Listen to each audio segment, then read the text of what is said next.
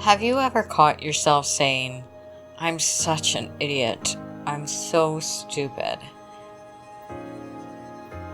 Not, "I did something stupid, but I am stupid"?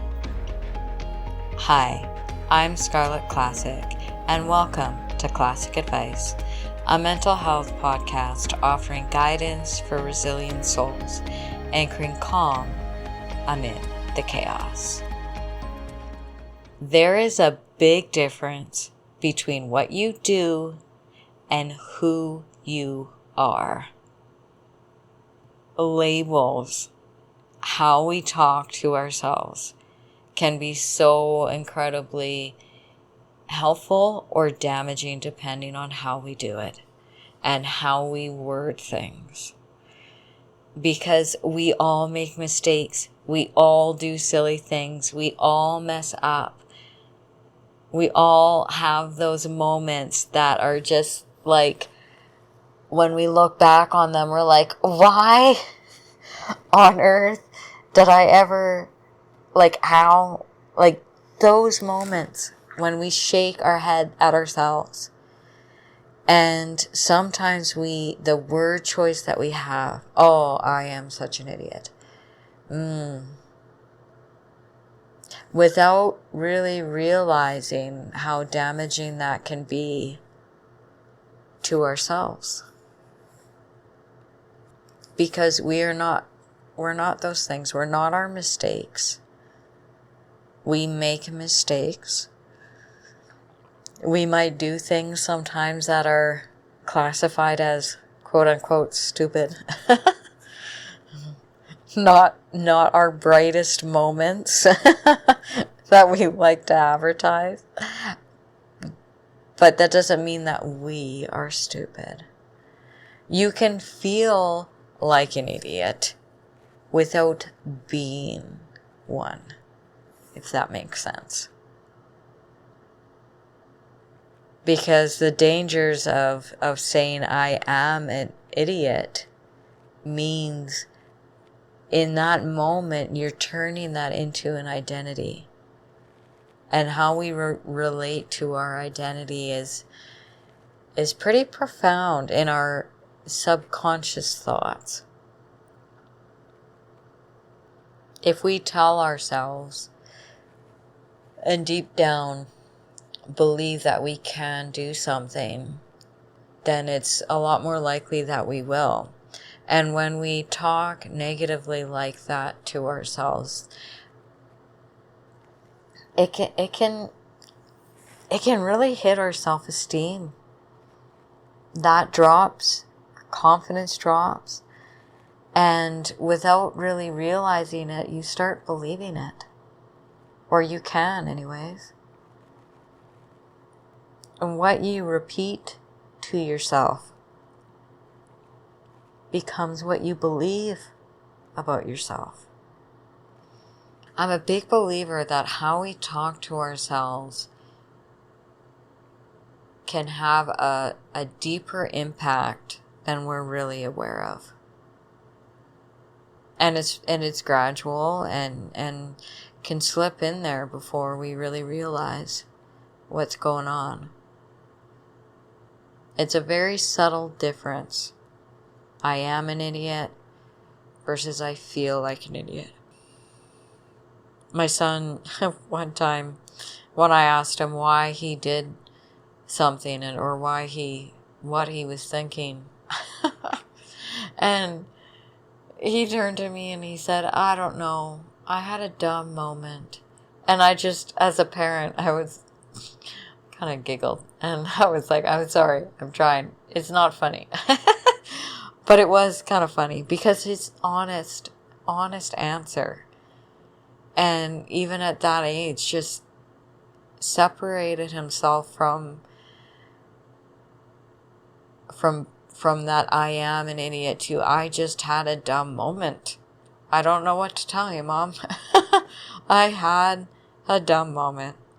And when we can do that, when we can separate ourselves from our silly mistakes, when we can separate ourselves from those moments when we're like, well, I don't know where my brain was then, but it obviously wasn't in the present moment because it wasn't very smart what we did. We all have them. But it matters. It really does matter how we word things. I am is so permanent and so that like written in stone feel. The identity, the I am, fill in the blank. Versus I feel like an idiot because I did whatever. Locked myself out of my car. Versus I am, which I've done many times. Unfortunately. But I am an idiot is no, you're not. You had the I feel like an idiot in this moment because I did something silly by locking myself out of the car. Versus I am an idiot is that there's that permanence to it. Feelings pass. Labels, on the other hand, tend to stick. And the brain is such a complex thing, and I'm not 100% convinced that it can tell the difference when you talk negatively to yourself, how much of an impact that really does have on your self-esteem and your self-worth. I really don't like it when my kids or anyone really talks badly about themselves. Because I think sometimes we can be so hard on ourselves, and we wouldn't necessarily say that to others. But for some reason we think it's okay to say it to ourselves. And I talk about self-love and learning to love yourself the way that you are quite a bit on here. But it's important that we really take a big effort in loving ourselves, because that's the first step. If we can't love ourselves, then we can't love others. Not really. I remember when I was going to counseling, one of the things that my counselor told me, that there's a condition called the heart of stone.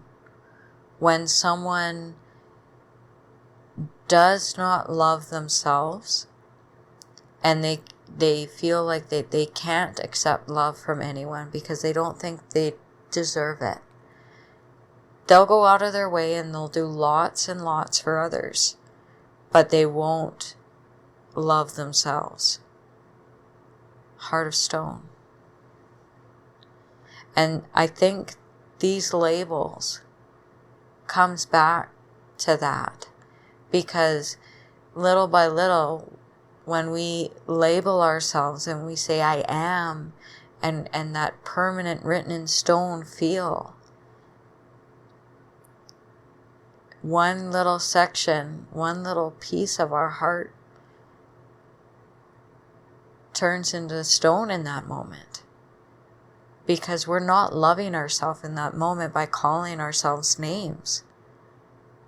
Like when we were in elementary school and playing on the park, and there's that one bully that goes around and calls everybody names.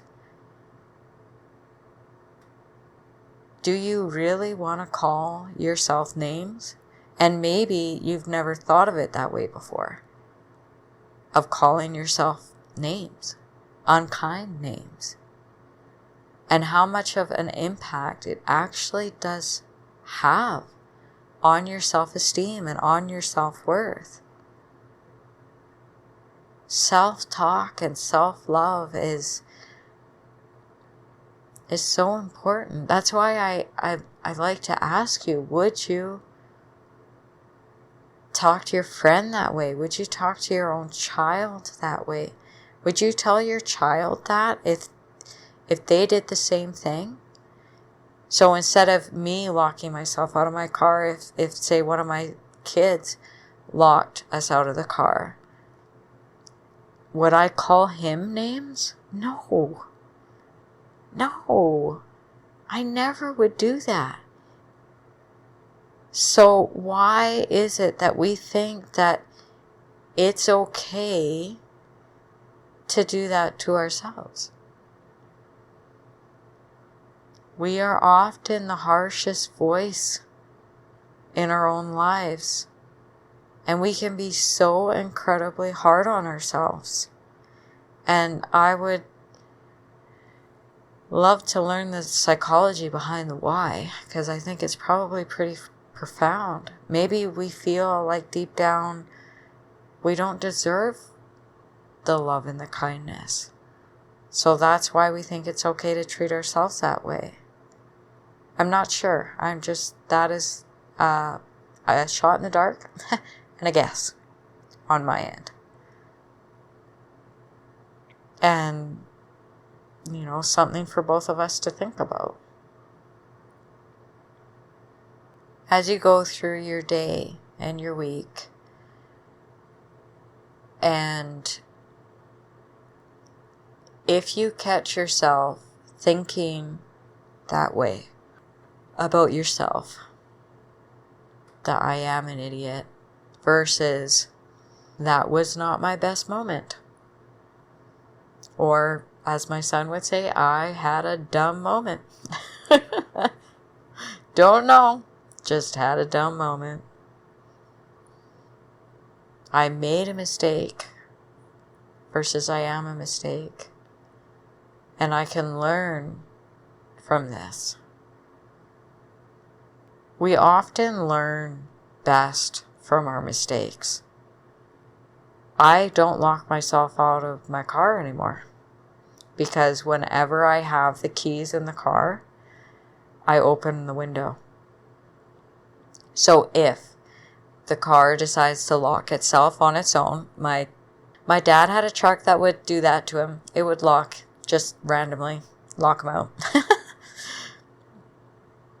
So now if I have the keys in the car, I will just drop the window. That way I can't get locked out. I started my coworker's truck this afternoon, and I did just that. Put his driver window all the way down. Just in case something weird happened and his truck locked him out, at least he's not, having to deal with being locked out of his own truck. So we learn from our mistakes. I locked myself out of my car probably, off the top of my head, I know I did it at least twice. And my husband had to,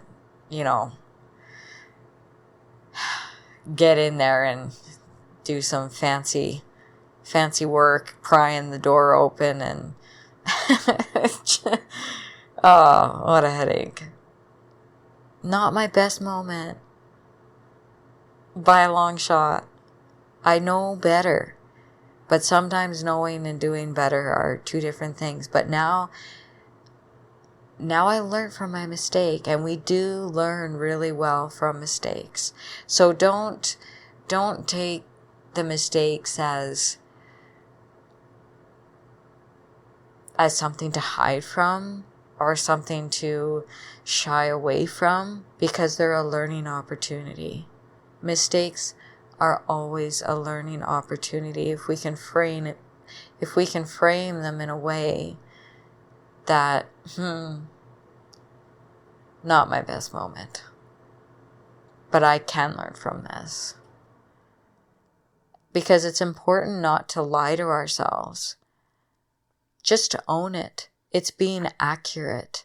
Owning up to your mistakes is the opposite of lying to yourself. It's being honest with yourself and just being like, yeah, it's what it is. I had a dumb moment. Own it. Learn from it. Be kind to yourself, because you're not ignoring the mistake. You're just not turning it into your identity. Because I know I'm not an idiot. So I shouldn't call myself that. What labels are you carrying with you right now? Lazy? Not good enough? Bad parent? Failure? Any of those hit home? Are those facts? Or are those thoughts that are not truthful? In my Think About Your Thoughts episode, I said sometimes your thoughts lie to you, and that is facts. Sometimes your brain will lie to you. And stepping back and thinking about your thoughts and catching those lies. I know some people like that are so incredibly hard on themselves. They're so hard on themselves. And I can be very, very hard on myself too. So I'm not excluded from this group. When I make a mistake, I'm the hardest. No one needs to dish out punishment to me because I do that myself. We can be so hard on ourselves. You are not your worst moments, and you are not the labels that you are carrying around that you've given yourself. Maybe it's time to take some of those labels off. Change the way you talk to yourself, and you change the way you see yourself. Thank you for tuning in to Classic Advice, guidance for resilient souls. May you stay anchored in what steadies you, rise resilient through what challenges you, and carry calm into whatever comes next. Take care. Love ya. Bye.